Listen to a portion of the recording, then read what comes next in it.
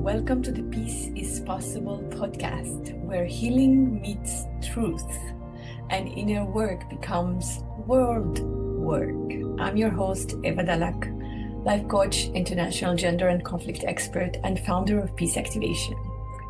In this space, we dive deep into what it really means to live and lead with peace, beyond slogans, beyond performance. Each episode offers raw conversations, personal reflections, and practical tools to help you cultivate inner peace and create safer, more conscious space around you. If you believe peace is possible, not just globally, but right here in your body, in your relationships, you're in the right place. Subscribe wherever you listen to the podcast and visit peaceactivation.org to learn more.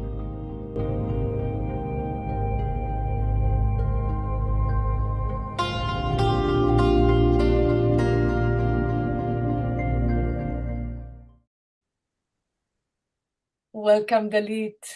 Welcome to the Peace is Possible podcast. Hi, Very Eva. honored to host you. Very, very honored to host you and have this conversation with you. It's been a while. Yes. Yeah, I'm really excited for the audience to get to know you as well. And so please introduce yourself. I always I feel like it's better that one introduce themselves rather than we introduce. I noticed that that's what you've been doing because I was watching your other podcast. So I was like, that's how Eva does that. So I'm prepared. Good. So I'll introduce myself and then maybe I'll introduce us because it feels like we have a special position. I wanted to say a special place, but a lot of people have a special place, but we're actually positions. Somebody positioned us. That's what it comes to me. So maybe I'll share about that later. But for myself, I'm Dalit. I'm born in Tel Aviv in Israel. Now I live in Kfar Tavor, which is, a little bit up north or somewhat even east, less than north, but under the Mount Tavor.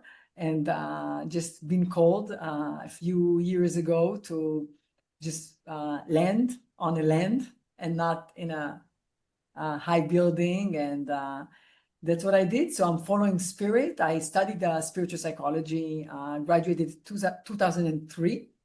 And came back to Israel with the rights to teach this amazing master's program that we've both been a part of in each of our classes. And I think that has been the most significant mission in my life, which is allowed me to give a lot of tools, a lot of support to a lot of people on this journey of awakening to our authentic self and to who we really are. Amazing. Thank you, Dalit. Yeah. I can add that when I got introduced to you, I remember I told our teacher, and we didn't do the program at the same time. I did it in 2010. I remember I told Dr. Ron Holnick at the time saying, yeah, spiritual psychology, this works well in Santa Monica, like sitting in the US, but like these tools don't work in Israel. Like as soon as I get to Israel or Palestine, I get triggered and none of these tools work for me. And I'm just like upset. And I remember he said, oh, that's great. You should be Dalit. And I'm like, and I remember the email was delight@gmail something. And I'm like, oh, this person's name is Delight. I'm already delighted to meet you. I didn't even understand that your name was Dalit. And I remember I arrived there. I arrived to meeting you first. You were doing this technology. I call it the technology of USM. Technology. This technology in Tel Aviv. And I was just out of a fight with my brother. And I came and we didn't have time to speak. And you asked me to step directly into a trio, which is also the methodology that we use. And I remember I sat there with Jewish and processed my fight with my brother. And for the first time in my life, and I grew up in Israel, I was in a lot of programs that were Jewish and Arab coming together and creating peace.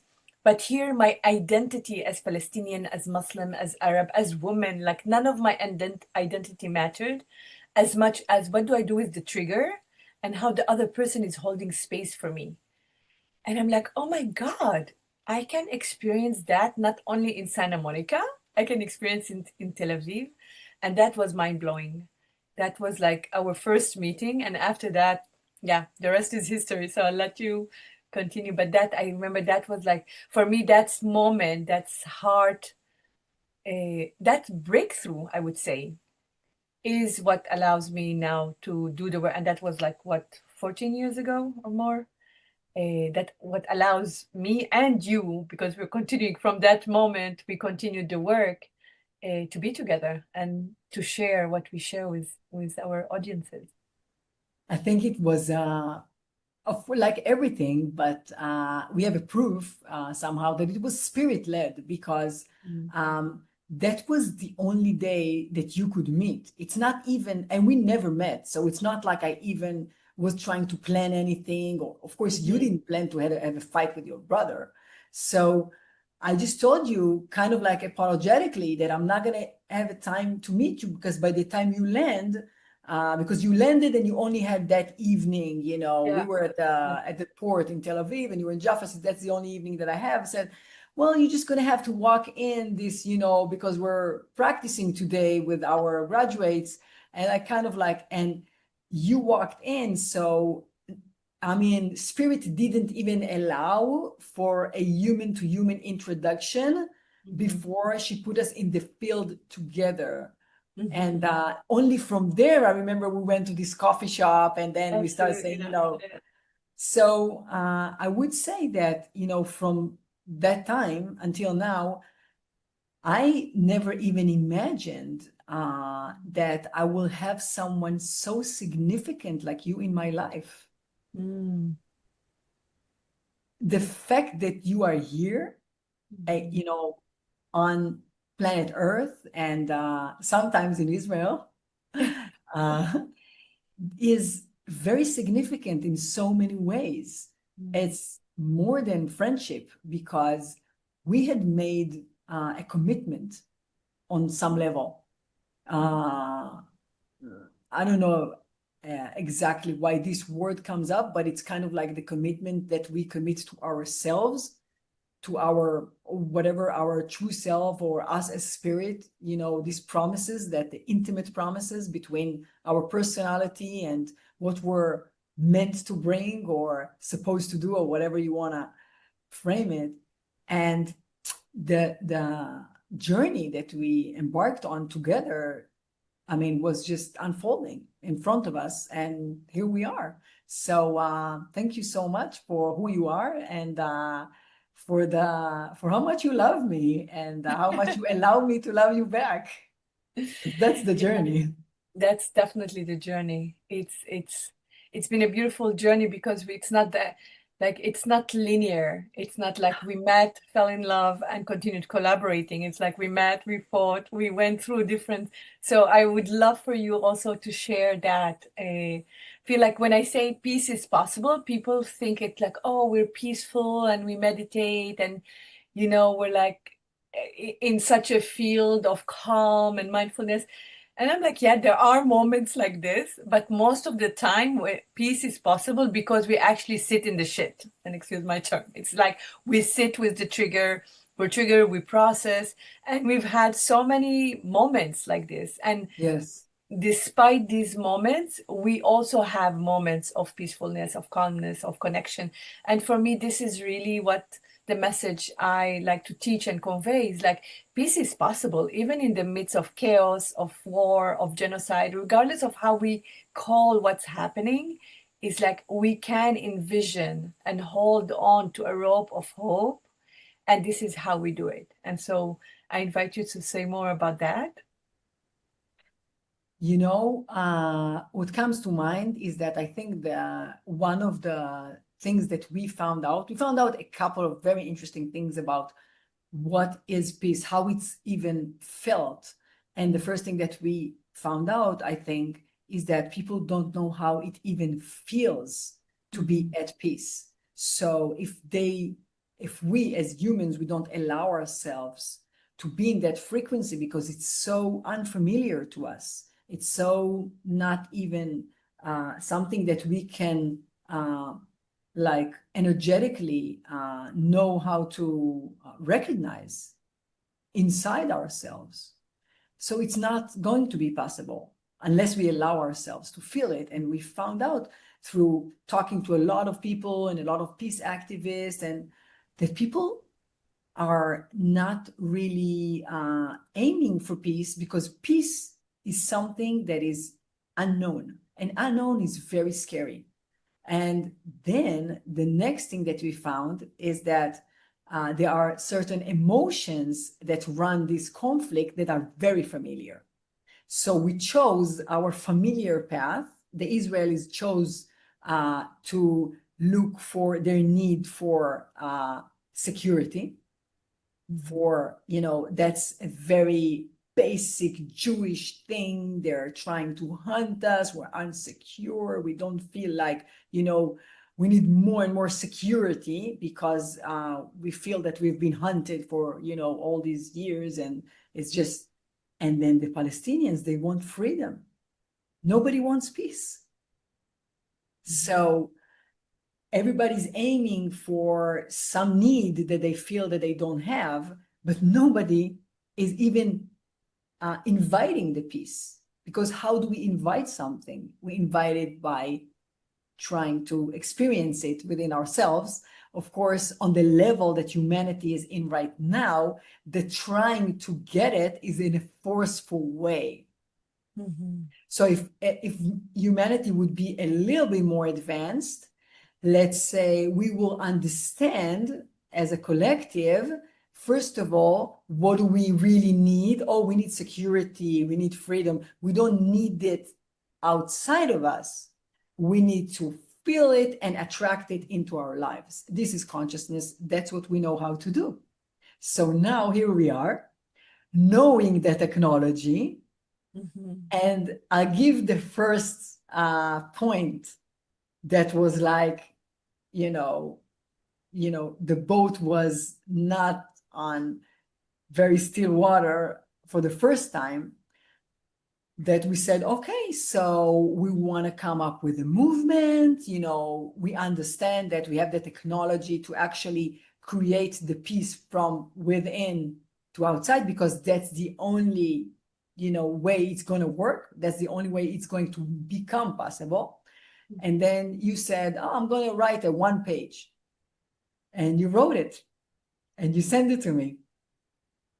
And it took us a year to go back and forth with, narrative to go back. I could not believe what I'm reading. I'm like, what? In 1974, the Israelis came and they did this and they did. I'm like, what? So you wrote one narrative of the Nakba, which I've never heard of. It's not even something that I was familiar with, because I'm not a peace activist. I'm a loving person. I love human beings. I wanted to meet you because you were a graduate from my school and you are from Tel Aviv, my age, and I wanted to see if you're a cool person to hang out with. I didn't, think of it one way or the other. So that's how I fell into this information, like, oh my God. So it took us a year, remember? Mm-hmm. Took us a year and a lot of processing of how I see things. This is how you see things, and understanding that the point is not to convince each other of the narrative. Like, none of us is going to buy into the narrative of the other unless we drop the story. And I think that was really a key moment of dropping the story and understanding what this story reflects for us as human being, as this identity that we each carry in our own, with no judgment, really no judgment. I think that's the beauty of all this process, has been that there was no judgment of the process. But the process is what it is. And I remember when October 7th happened, we also stepped back and said, oh, no, we cannot drop the story. We need actually to take the time and see what it is for us. For me, it's been like a revolution, my own identity. For you, it's been your own story. And I find like the beauty of our relationship is the trust that we have in each other. like beyond trusting the process, but we also trust that the other is going to do the work. And, uh, and Yes, and yes, that's the key, I think. It's like, it's not that I trust that, yeah, I trust, it's the sentence, don't commit to me, commit to evolving, and I'll meet you there. And I think that's our commitment. Like, I'm that's committed the to growth. commitment. Yeah. That's so I'm not committed to you. I'm not committed to peace. I'm committed to my own growth. And when I grow, my consciousness is open and your consciousness is open because your commitment is to grow. And in that, that's the field beyond right doing and wrongdoing. That's the field of loving. And I remember several times also in Israel, when every time that I would come to visit my family and I'm triggered or something happened, I'm like, I would just call you and say, Dalit, get me to the field. Help me go back to the field. And there were several times that you helped me come back to the field. And I think that's the beauty of the relationship, of the partnership, of the trust, of like, can we live in a place where beyond our identities and our narrative that we don't agree with, we don't. It's not, the point is not of agreement, but despite the disagreement, we're able to maintain a relationship, a human relationship. I think it's beyond, maybe we don't agree on some things, some narratives or some information. However, it doesn't matter because we agree on something greater than that. Yeah. We agree on that, technology or that understanding that the reality is internal. So anything external would be just a reflection, and we agree on that. And Yeah. these bases are so much wider and more appropriate to who we really are as spiritual beings having a human experience, Mm-hmm. and Yeah. to who we are. Like, Avatar Eva, Avatar Dalit, with all the respect, like I said, everything is spirit led, and especially our relationships and how it's evolving. So yeah, so October 7 was another point, and I think it was, I don't know if to say test, because it's not, I mean, I don't think spirit is testing us, but I think it was very clear at that point how strong our commitment to the work, to trust each other, to trust everything that we've been through, that we will go through that, as we will not abandon ourselves and we will not abandon each other. So we continue to talk, even though it was challenging, on the first few months. And I think what came out of this challenge is how, my beloved teacher, Dr. Joe Dispenza, says that, only from challenge, comes the new birth. And it gave birth to peace activation. So in a way, it's a baby of love, because we held it. We stayed in communication.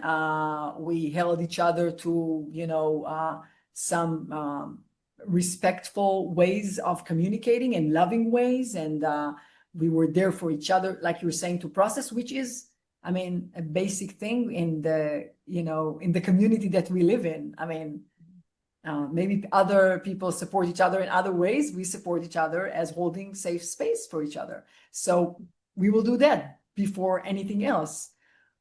But I think the reason that we were able to stand in our integrity on October 7 was a lot of moments that we've been through within the 10 years of the one war, that Tzuk Eitan, that was triggering us to even start the movement, and then get to October 7, in between. I mean, there were times that we felt that we really hold the field for many, many, many others energetically in the conflict.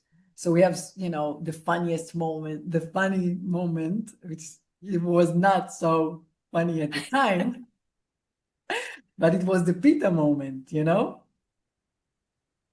because you were more aware to yourself as who you are, and you express to me that you feel like, oh, I'm holding all this energy for all the Palestinians or all the Arabs, and you were sharing that more, you were more aware of it.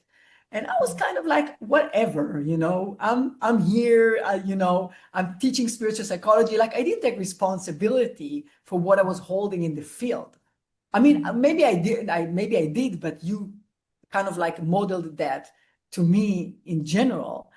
And then we decided that we were going to another level of the training. And instead of just doing the level one, to people that already experienced our workshops and wanted to go beyond that, we offered for the first time the advanced one, and we did it in Neve Shalom, which is again like we're moving deeper into the field to do an in-depth work with 2 nights, or it was a longer retreat. And we were on the way there, and we had to pick up some helper from the whatever on the way as a ride. And we were in Jaffa, and you were like, oh, it's my brother's restaurant. Let's stop here. I'm hungry, because you always want to eat something. So, and it's very, very good food. I agree. I mean, the Israeli, Palestinian, Arab, everybody wants to take ownership of the falafel and the shawarma because it's good. So we stay there. I wait in the car.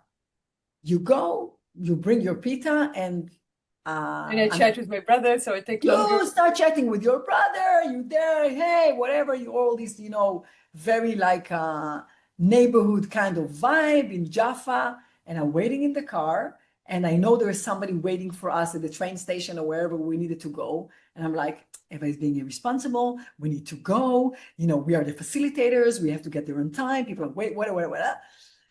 And I get out of the car and I walk in, and you were so like, chilling with your pita, and just without even thinking, I was like grabbing the pita from your hand, like because that's the only way I could get you into the car, because you kept on chit-chatting and I was talking to you, you didn't listen to me. So I was like grabbing the pita, and you were like, what? You've been so aggressive to me. You've been violent. You've taken my pita. And I'm like, oh my God, I did take your pita from your hand. Like physically, I did it. And it was like a moment that, I mean, it was very tough at the moment. I'm laughing now, but it was so like energetically clear how dynamics are being, played through us all the time. As smart as we are, as, open-hearted as we are, as we're still, this vessel that, spirit or, whatever energy is going through that we connect to. And sometimes it's ugly. So I'm sorry. I'm so sorry that I grabbed the pita. And that was what, 10 years ago? Something like that. But I remember that. And we were just like the next day, and we went to Neve Shalom, and I said, there's no way we're going to do our workshop together. There's like no way unless we sit down and we process. Because for me, what happened was like, this was the dynamic I was referring to. Even though you dismissed it, I was like, you are doing the Israeli thing. You are taking control over whether it's my pita, my land, who I am. It's like, we need to discuss it. And we did it. We spent the whole night just like discussing the hurt and how it felt and why you actually did it. And as you say, like, it's not that you had a bad intention, like your focus was somewhere else, but still it was dismissive to where I was at. And I think that moment allowed us to dig deeper and go. It's as if spirit was like, oh, you want to go to the next level? Let me give you a trigger. And let's see if you survive this trigger. And I think throughout our 10 years of partnership, we've had several of these moments that weren't personalized per se as Dalit and Eva, but as a general dynamic. like regardless of how much we want to do, oh, we're just like good friend. We're both born in Tel Aviv. We love hanging out at the beach. We're both married to French, and we have our own criticism to the Frenchman. We have two boys at the same age, more or less. But somehow Spirit kept bringing us back to the field of, this is the trigger. This is what's happening in your tribe. You're not supposed to be friends. And this is why. And I feel like there's something around that. It's beyond the friendship of like, I remember even sometimes like, oh, you're the Jewish, I'm the Arab, let's play it. And I find like it became such a business in general, in the conflict and peace field. It's just like a business and talking words of like, we are together so that we can fundraise for something that people want to see. They want to see collaboration between Palestinian and Israeli. They want to see peace. But actually what we've seen throughout our journey is like, it's really not about that. It's like, do we genuinely connect to our own story? Do we, as you say, we don't abandon ourselves and we don't abandon each other. And that's the challenge, because most of the time what we've seen is people either abandon themselves and go completely to the story of the other and support the other, or they abandon the other to keep themselves. And so this interaction, this in-between of being with me while still being with you, even though I disagree 100% with you, or 80% or 50, doesn't matter. But I'm still with you in the challenge. And I remember we had discussion even since October 7, where I said like, I don't see you. Where are you? I'm like, let's meet. Where are you? And you're like, I can't. I just like can't meet right now. We can meet individually, but we cannot hold anything together right now, because you're dealing with what you're dealing with, a lot of the parents and families of hostages in your own school, and you just couldn't bring yourself to that. And I was dealing with what I was dealing, which is like a lot of my family in Gaza that died, my family in Jaffa, my family and friend in the West Bank, where I'm like, no, the rule is like, you don't connect with Israeli right now. I'm like, but she's not Israeli, she's my friend, And that's the main challenge, I think, that many are experiencing right now. And for me, peace activation is like, how do I still activate peace inside of me, stand in my dignity and in my integrity without abandoning you and putting you in the boxes that this polarization of the two camp turned to be. It's like there's two camp, but actually there's no two camp. There's like millions of camp, because each of us is a camp in its own with everything that's going on. And I think that's really the beauty of the process and the invitation, because we just did 2 workshops. We did one in January. It was our first workshop for a long time, and now in May, and we're heading to our 3rd one after 2 years of actually not doing anything. And I feel like this pause is so important. It's like we didn't rush to collaborate for the sake of collaboration. We honored our own internal process, and we came to it when we were ready. And we were ready when Spirit was ready for us. And I feel like where we're heading right now with One Whole Peace, which is the movement that we've created, is like, can we engage more people to activate peace inside of them so that we can come whole to the process? And that's where my question is like, so is peace possible? How do you see peace as possible? Or if you want to add more to what I just shared. Well, yeah, I mean, we'll answer your question as well, because what comes to me when I listen to you, what comes to mind is like you're always talking about Rumi's field. And I have this, quote in my head from, the Course of Miracles. It's like, only love is real. Yeah. Only love is real. Mm-hmm. And we really, are in this field. And so when we were going with our innocence, which I love about us as well, because we have this frequency that we hold. So, some people do. I mean, you have it, I have it, some more people have it. It's like we still keep our innocence, even though we've been through so much and we've seen a lot of things. I mean, as human beings, we keep that angle of fresh, innocent, and it's about love. And I think what we experienced in the peace activation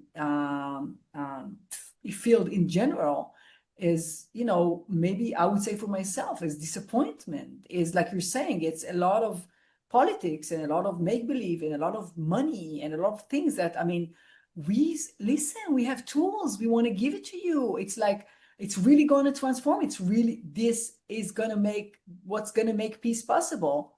And if it doesn't sell or if it doesn't look, so we kept our integrity, we kept our, you know, rhythm that would, you know, put us also, you know, where we need. And yeah, we needed a year to process. We needed a year to individually process, you know, and Spirit brought us back right when we were ready. I mean, brought you from Costa Rica, brought the funding, brought the place, brought the producer, because it was time.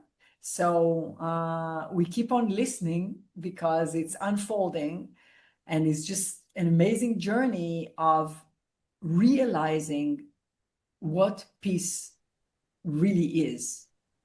Because I didn't have that realization. When I came to Santa Monica, I was suffering horrendous panic attacks. Like I had no peace of mind whatsoever. I didn't know even how to turn off these negative thoughts. And that was the trigger. That was the reason why I decided to drop whatever I was doing. I was a director in a high-tech company. I was, you know, on a fast pace to making a lot of money and suffering a lot, which is what I started feeling. And I'm like, no, I'm not going to suffer in this world. To me, it was very painful to be in this energy of being in corporate and making money. It was painful, but I, you know, kept until I couldn't.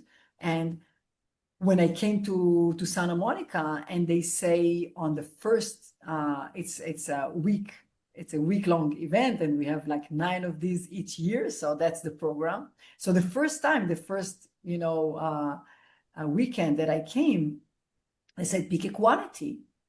And I remember Mary, our teacher, she was doing like this meditation. I didn't even know what meditation is.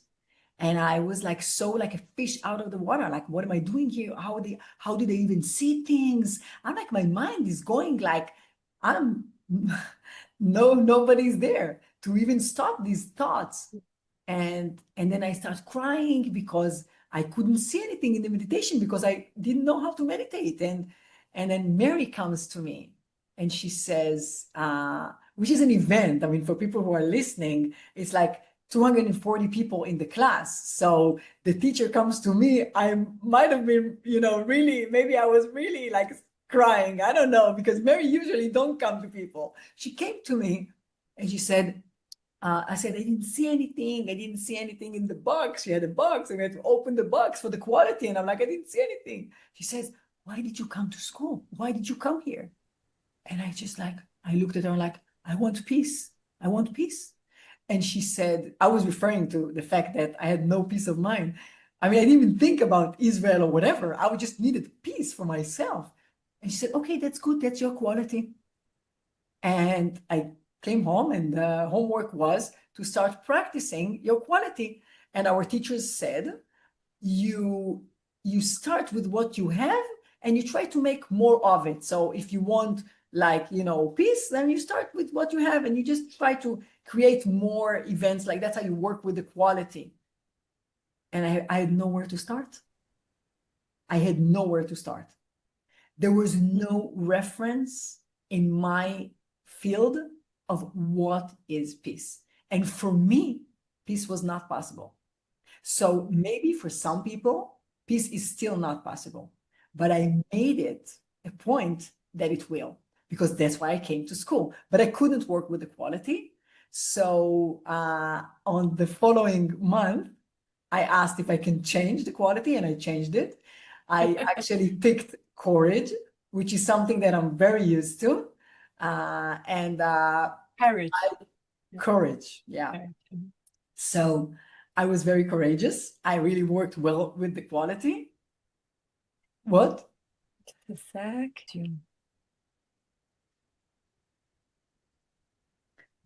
So since I couldn't work with peace, I picked courage, and that's the quality that I worked with on the first year that I studied spiritual psychology, which is a whole story of itself because courageous I am, and that I knew how to work with. So I made a lot of changes in my life because I was awakening. I mean, I mean, just the combination between courage and finding out that, oh my God, it's not what I was thinking about this world. And so that was a few interesting years in my life, but all my life is interesting. So what I want to say is so every year we pick a quality in the program. And I kept this habit for many years after that. I pick also because I'm teaching it. So because I'm teaching it every year, so my students anyways, they pick a quality. So I continue with it. So it took me about 5 years to pick peace because I had to practice something to be ready for it. And then I worked with it for the whole year.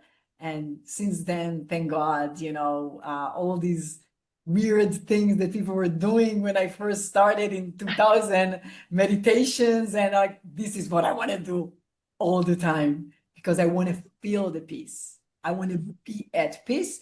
And then, of course, the integration that I'm experiencing, later on in the process is that we can integrate these mindfulness, the meditation, the peace when we're in action.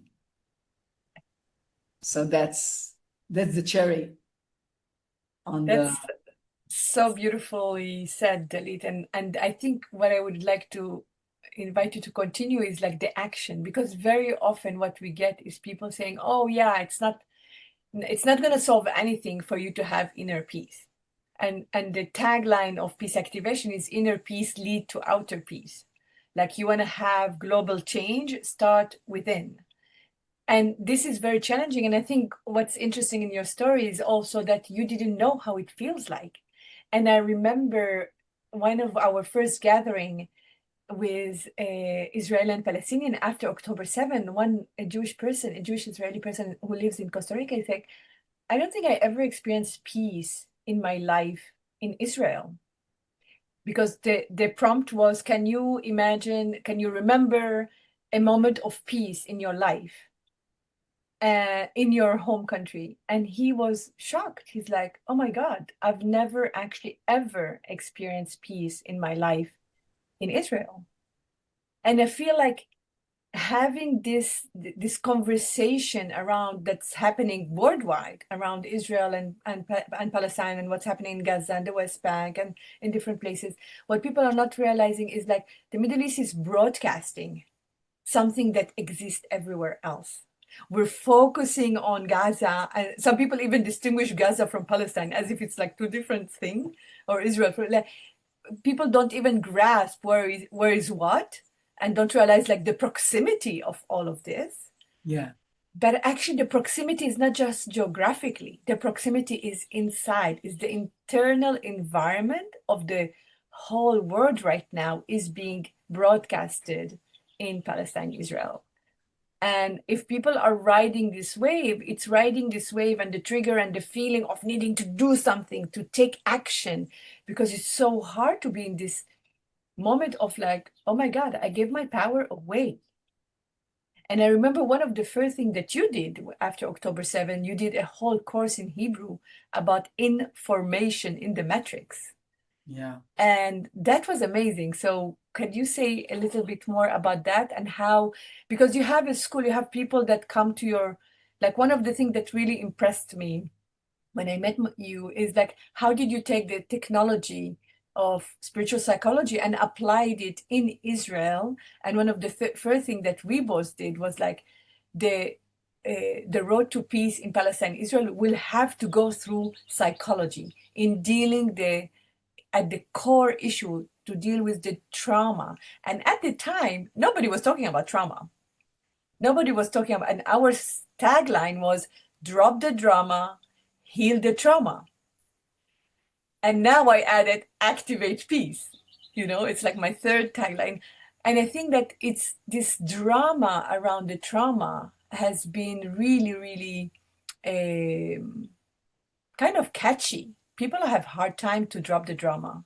Yeah, because they're addicted. Yeah. That's Tell us the more. reason. That's the reason. So up until October 7, I was very like uh I was like behaving like very like, or I was a geek.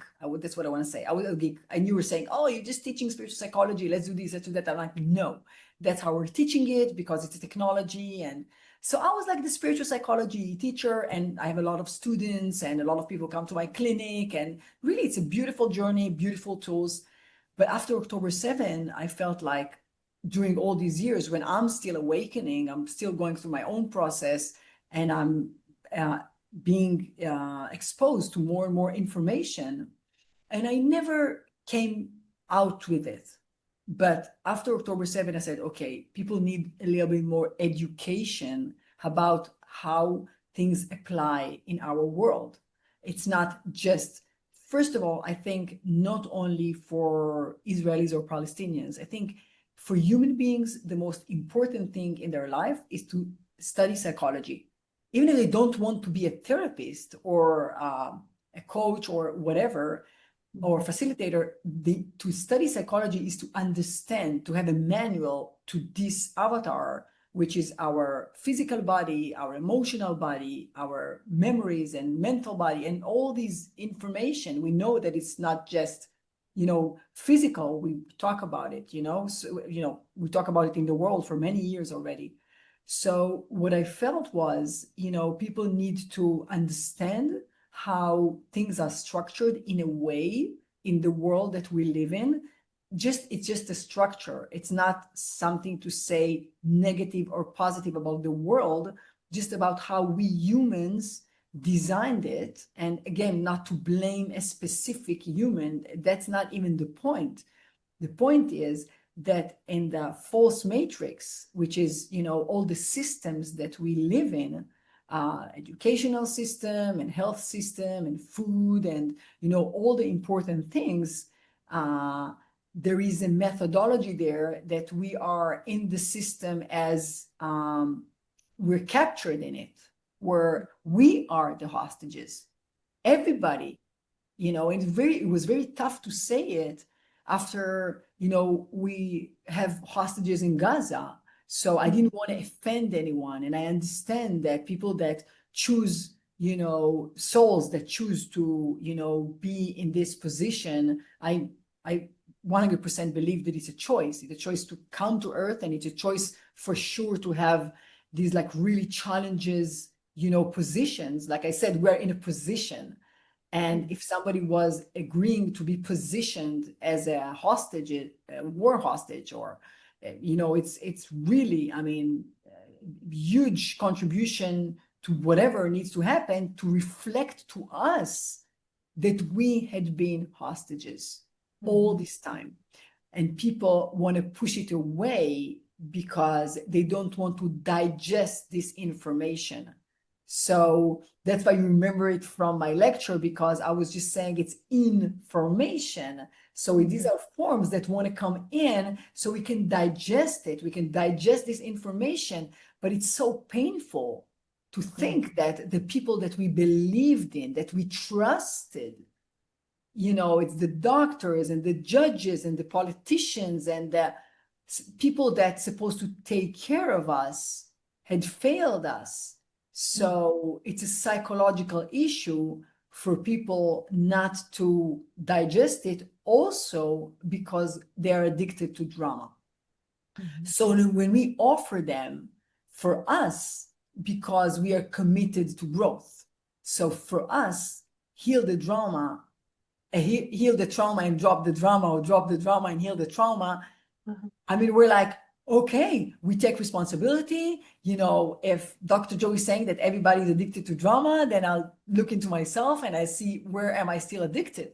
But most people are like, oh, no, I'm not addicted. I'm fine. Everything is fine, right? So that's because they're addicted to other things that are, still. But the main addiction is to the negative emotions or the unpleasant emotions that are being created when we feel this buzz of the drama, this adrenaline and the cortisol. And even though it's not good for us, our body is getting used to it and is asking for more, as with any addiction, or at least to get it on the same amount that we were used to. So if somebody is very judgmental, and these judgments bring forward a lot of, emotions. I mean, people, fond of different emotions. So you say a lot of women that they want to be disappointed all the time, and then they're disappointed again, and then they're disappointed again. That's the movement that their body is used to. So they will find triggers because their addiction is going to require that. And there's like, I'm just being like, I'm not saying it because of gender, but because of experience, because I see it, these motions, these are a lot of these motions of being disappointed, you see in the female body, and then you see with the male, or with the toxic masculine that comes within a man, then you see anger, and then anger becomes rage. And so this is the addictions to these emotions because we're used to them.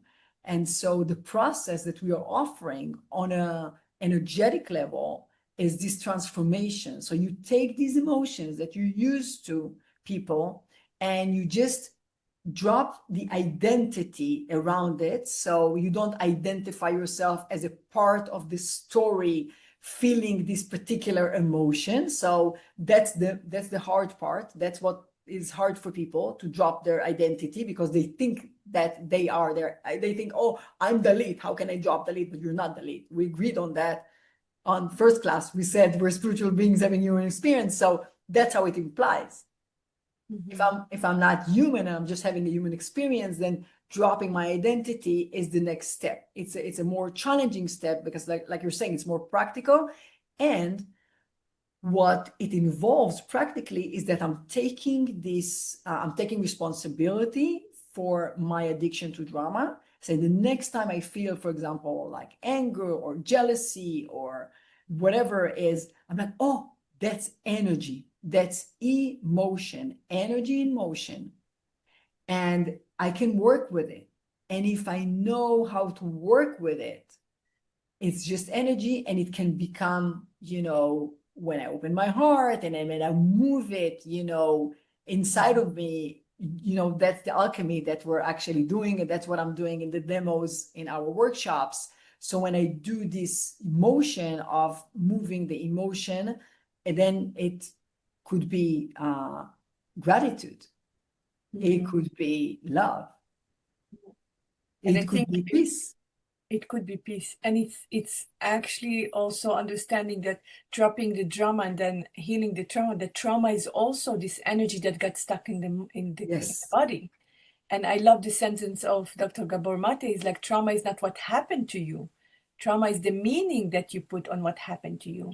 And I feel like in Israel, there's like such an attachment to the meaning of what happens to us, because that's the significance of, like, my need for security is not being covered. And for the Palestinian, my need for freedom is not being covered. But at the same time, it's symbolized outside in an external prison, because we are imprisoned. And so there's the prison of the mind that is as real as the actual prison, the physical prison. And that's what people don't understand, that actually that's why the trauma, there's no competition over whose trauma is bigger or who's more victim. This competition of suffering and these two camps against each other is actually one camp fighting for the same thing, which is freedom and security and peace, because they're all come in a bundle. You can't have one without the other. And the answer is only within. It's only coming from once I understand that I am actually co-creating this reality.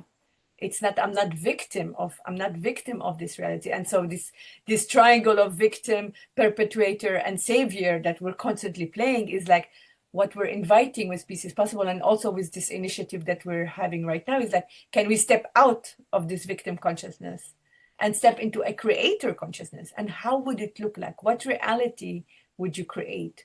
And the example that you gave is how you created the reality of peace for yourself.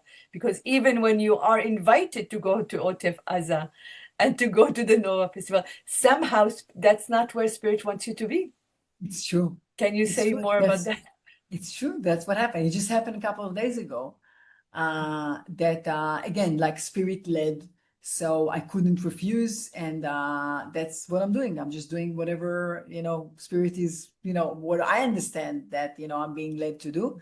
So we've been invited to this woman. I mean, she's a school principal. She's, she lives there, and the people that live in that region, these are like, just to explain the situation, these are not people that are political in a sense, in a way, because in Israel, the situation was that in 2005, there were settlers. I mean, there were people that, they have an idea, which is fine. I mean, that's their narrative and that's their idea inside the Israeli society, that they want to, occupy more land, and they don't want the Arabs to even be anywhere. Like the same as the Palestinian radical narrative of from the river to the sea. So we have these radicalists in both ends. And what Prime Minister Ariel Sharon did in 2005 is that he moved the Jewish settlers out of there, which is a very controversial move. And I only know it because I was alive. I'm not very good at history, but I remember I was in the States, but it was a huge big deal in Israel because it was very right wing. And the fact that a right wing leader will do something like that is, was bringing a lot of turmoil. Anyways, what was left are people that are living in the kibbutz, in the moshav, just usually dealing with agriculture, very loving beings in general, really want to help the people of Gaza. They come to drive them to go to the doctor or whatever they do, whatever they can, because they live very close to them because they moved the settlers. So these people were attacked, and it was, for them, it was not even a part, they were not even a part of any story other than, that they got hit by a huge wave of trauma, lost a lot of people. I mean, everybody there, knows someone, or lost someone from their own family. And of course,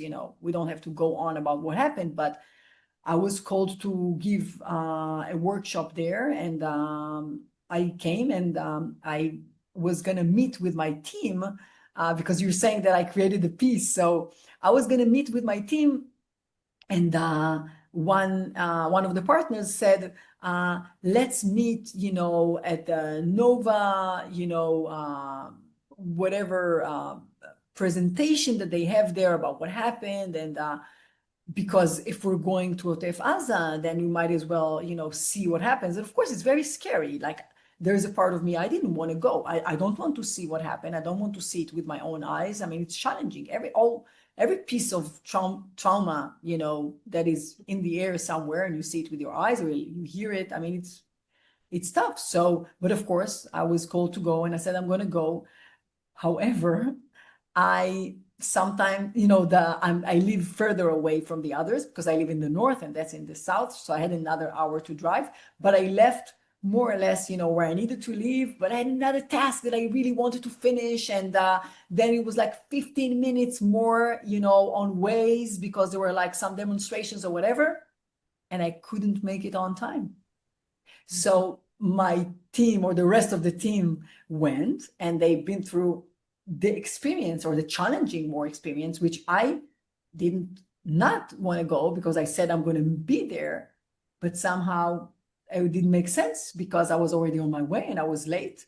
So I just met them next to this woman's, place that, where she was hosting us. And it was magical. I mean, the whole experience, I mean, you asked me how it was to go to Otef Aza, and I think, and you would think that the answer would be, oh, it was meaningful, but it was very challenging.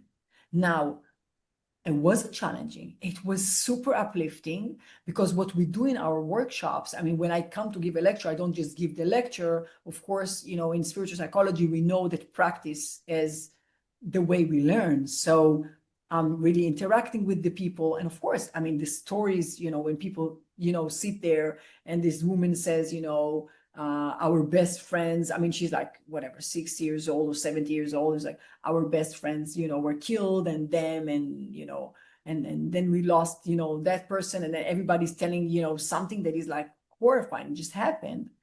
But we're used to people sharing their emotions, when we do a workshop. I mean, shit happens, everywhere. I mean, and usually when there is an opportunity, people share, they feel safe. So they share something challenging. So that's not challenging because our field can hold that, because only love is real and we come with love. We didn't come with any other intention. So that's easy for us. The bonus was that the place itself was so magical because it's like the end of the country. It's in the middle of the desert. It's a huge land.